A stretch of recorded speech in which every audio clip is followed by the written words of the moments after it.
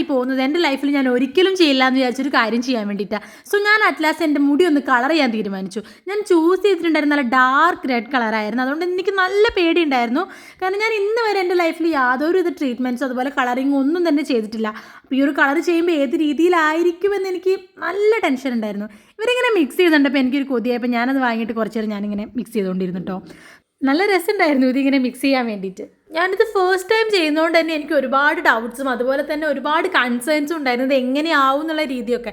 അതുകൊണ്ട് തന്നെ ഞാനിവിടെ എത്തുന്നതിന് മുന്നേ ആളെ കോൺടാക്ട് ചെയ്തിട്ട് എൻ്റെ കാര്യങ്ങൾ ഇങ്ങനെ പറഞ്ഞുകൊണ്ടിരിക്കുന്നുണ്ടായിരുന്നു. എനിക്ക് ഈ രീതിയിൽ മതി, ഓക്കെ ഓക്കെ വന്നോളൂ, നമുക്കതനുസരിച്ച് ചെയ്യാമെന്ന് പറഞ്ഞിട്ടുണ്ടായിരുന്നു. അറ്റ്ലാസ്റ്റ് ഞാൻ ബെസ്റ്റ് ആയിട്ടുള്ളൊരു സ്ഥലം തന്നെയാണ് കണ്ടുപിടിച്ചിട്ടുള്ളത്.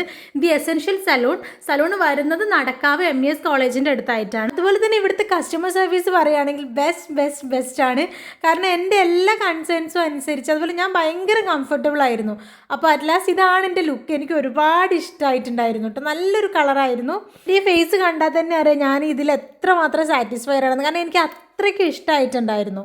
സോ അപ്പം നല്ല ലുക്കൊക്കെ ആയല്ലോ. ഇനി കുറച്ച് ഷോ ഇറക്കാമെന്ന് കരുതി ഞാൻ അവിടെ നിന്ന് കുറച്ച് ഫോട്ടോസും വീഡിയോസും ഒക്കെ എടുത്തിട്ടുണ്ടായിരുന്നു.